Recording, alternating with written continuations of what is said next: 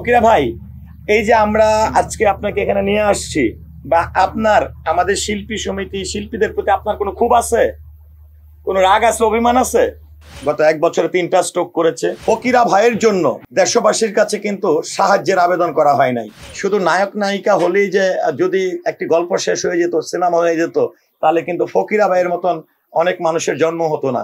ফকিরা ভাইকে আসলে এফডিসিতে নিয়ে আসার যে উদ্দেশ্য, আমাদের একটি বিষয় দেখেন যে কোনো কিছু হলে আমরা দেখি সামাজিক যোগাযোগ মাধ্যম, ফেসবুক, বিভিন্ন জায়গায় অন্য কোনো শিল্পীর জানাজা ফুটেজ ব্যবহার করে অনেক সময় একটি সুস্থ মানুষকে, ভালো মানুষকেও মৃত বানিয়ে ফেলতেছে, মেরে ফেলছে।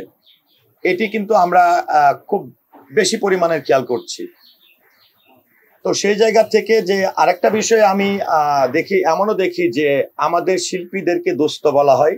আমাদের শিল্পীরা যখন কোনো সংবাদ শিরোনামে আসে, তখন অনেকেই ধরে নেয় যে সাহায্য সহযোগিতার জন্য বা মানুষের কাছে হাত পাতার জন্য গণমাধ্যমের সামনে আসছে।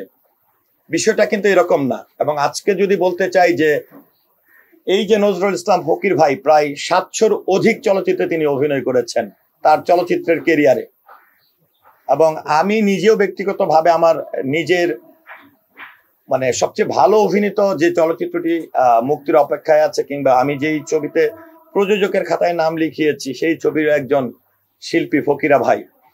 আমি একজন সিনিয়র শিল্পীর প্রতি সম্মান রাখার জন্য, তার ইচ্ছা পূরণের জন্যই কিন্তু আজকে আমি ফকিরা ভাইকে এফডিসিতে নিয়ে এসেছি। গত 1.5 থেকে 2 বছর, বলতে গেলে প্রায় 1 বছর আগে হঠাৎ করেই এফডিসিতে কাজ শূন্য থাক, এফডিসিতে লোক শূন্য থাক, কিন্তু 3টা-4টার পরেই বিকট সাউন্ডের একটা বাইক নিয়ে সবসময় প্রবেশ করতেন ফকিরা ভাই। অর্থাৎ তার জীবনের সে বাসায় শুধু নামে থাকতেন।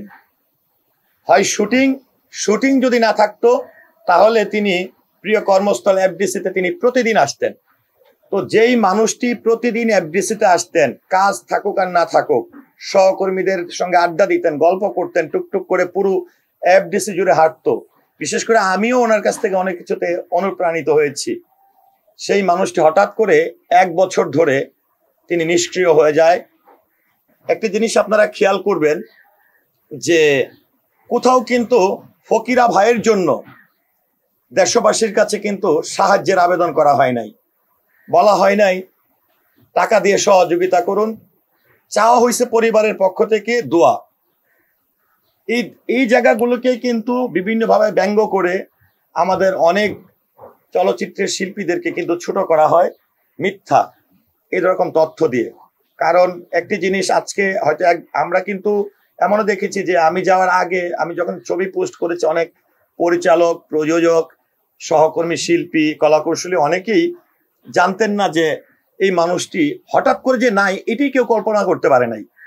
যখনই অসুস্থতার জিনিসটি চোখের সামনে আসলো, অনেকেই অবাক।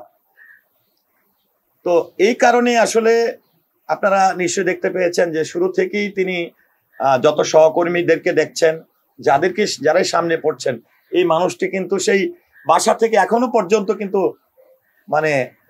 তার চোখের পানি, তাকে তিনি হঠাৎ করেই 3টা স্ট্রোক করেছে। গত 1 বছরে 3টা স্ট্রোক করেছে। স্ট্রোক করার পর থেকে যে ফকিরা ভাই কিন্তু আজকে আমি মনে হয় আমার চোখে দেখা যায় প্রথম মনে হয় স্যান্ডেল পরে এফডিসিতে এসছে। যেই মানুষটির পায়ে সবসময় অনেক সুন্দর সুন্দর অনেক দামি বুট থাকতেন, এবং তার প্যান্ট কাপড় প্রত্যেকটা তিনি নিজে ডিজাইন করতেন, সেই মানুষটি কিন্তু আজকে দেখেন আত্মার টানে, প্রাণের টানে, ভালোবাসার টানে তিনি কিন্তু আজকে সেই প্রিয় প্রাঙ্গণটি আমি ঘুরে ঘুরে যখন দেখাচ্ছিলাম, তিনি যেই জায়গাটিতে দাঁড়িয়ে কথা বলতেন, যেই জায়গাটিতে বসে তিনি সকলের সঙ্গে গল্প করতেন, সেই জায়গাগুলো কিন্তু অবাক দৃষ্টিতে দেখছেন। শুধু নায়ক নায়িকা হলেই যে যদি একটি গল্প শেষ হয়ে যেত, সিনেমা হয়ে যেত, তাহলে কিন্তু ফকিরা ভাইয়ের মতন অনেক মানুষের জন্ম হতো না। আমাদের যদি বলতে চাই, কিংবদন্তি অভিনেতা, বাংলাদেশ চলচ্চিত্র শিল্পী সমিতির প্রতিষ্ঠাতা সভাপতি শ্রদ্ধাভাজন নায়করাজ রাজ্জাক সাহেব, তিনিও কিন্তু তার ছোট্ট একটি চরিত্র দিয়ে তিনি অভিনয়ের যাত্রা শুরু করেছিলেন। এরকম আমি শাবানা ম্যাডামের স্টোরি পড়ে আমি এমনটাই দেখেছি। ফকিরা ভাই, এই যে আমরা আজকে আপনাকে এখানে নিয়ে আসছি বা আপনার আমাদের শিল্পী সমিতি শিল্পীদের প্রতি আপনার কোনো ক্ষোভ আছে, কোনো রাগ আছে, অভিমান আছে? নাই, বুঝছে? হ্যাঁ, তো একটা জিনিস আসলে দেখেন, আমাদের শুধু শিল্পী না, যখন একটা মানুষের বয়স হয়ে যায়, একটি হচ্ছে জন্মের পর আমরা শিশু থাকি বা শিশু থাকে, জন্মের পরে আমরা যখন একটা বয়স হয়ে যায় একটা মানুষের, তখন কিন্তু সে শিশু হয়ে যায়। তো ফকিরা ভাই কিন্তু ঠিক শিশুদের মতন হয়ে গেছে। আপনার একজন বন্ধুর সঙ্গে যদি 6 মাস 1 বছর যোগাযোগ না থাকে, আপনার এই বন্ধু অসুস্থ হয়ে ঘরে পড়ে থাকলেও কিন্তু আপনি জানবেন না। তো আমরা কিন্তু চলচ্চিত্রের বিগত প্রায় 10-12 বছর 15 বছর ধরে কিন্তু দুঃসময়ের মধ্য দিয়ে অতিক্রম করছি। আগের মতো কাজ নেই, অনেক শিল্পীরাই ঘরে বসা, কখন অসুস্থ হচ্ছে, কখন কি হচ্ছে আমরা কিন্তু পরিবার থেকে যদি না জানায়, যেমনটা আমরা এই যে এবার যেটা করলাম অনুষ্ঠানটা, আমি আপনার প্রশ্নের উত্তর দিচ্ছি, যে অনুষ্ঠানটা করলাম আমরা অনেক প্রয়াত পরিবারদেরকে পাই নাই। কেন? যখন যে শিল্পী যে নাম্বারটা ব্যবহার করতেন, এই নাম্বারটা কিন্তু আমাদের কাছে লিস্টে আছে, বা আগে যেই বাসাটা থাকতেন সেই বাসাটা আমরা আমাদের স্টাফরা চিনতেন।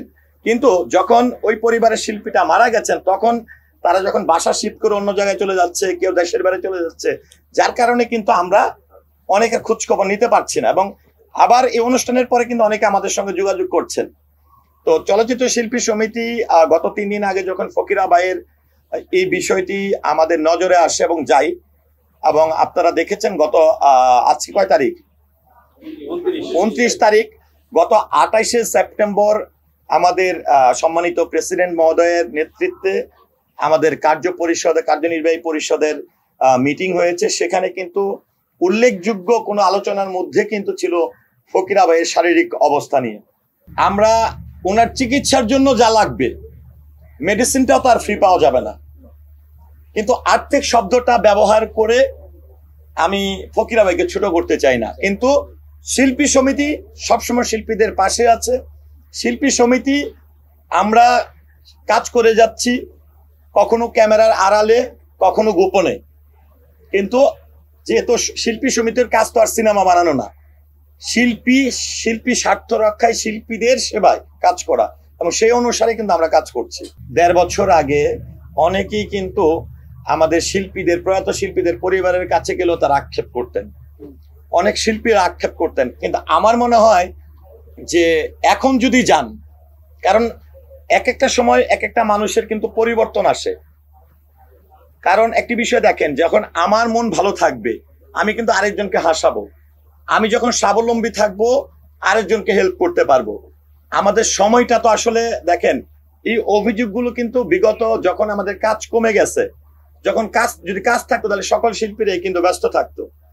তো আমরা কিন্তু চেষ্টা করছি এটাকে সমন্বয় করার জন্য। একটা জিনিস দেখবেন, আপনার বাড়িতে যদি কোনো অনুষ্ঠান হয়, আপনি নিজেও চিন্তা করবেন না আপনার মনের অজান্তে এমন একজনকে দাওয়াত দিতে আপনি মিস করছেন, যেটা আপনি পরে বলবেন না, আরে আমি তো এমুকরে বলার দরকার ছিল, বলতে পারলাম না।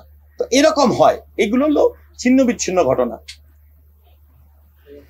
তো যাই হোক, আমি সর্বশেষ আমি দেশবাসীর কাছে একটি জিনিস হচ্ছে মানসিক প্রশান্তি এবং দোয়া, দুইটি জিনিসই মানুষের জীবনে অনেক বেশি দরকার।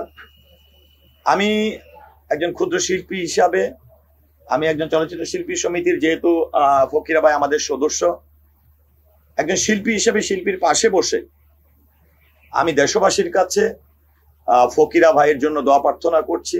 আপনারা দোয়া করবেন, আমরা যেন, এই দোয়াটাও প্রার্থনা করছি, আমরা চলচ্চিত্র শিল্পী সমিতি যেন শিল্পীদের স্বার্থ রক্ষায় সকলকে পাশে নিয়ে সুন্দরভাবে এগিয়ে যেতে পারি।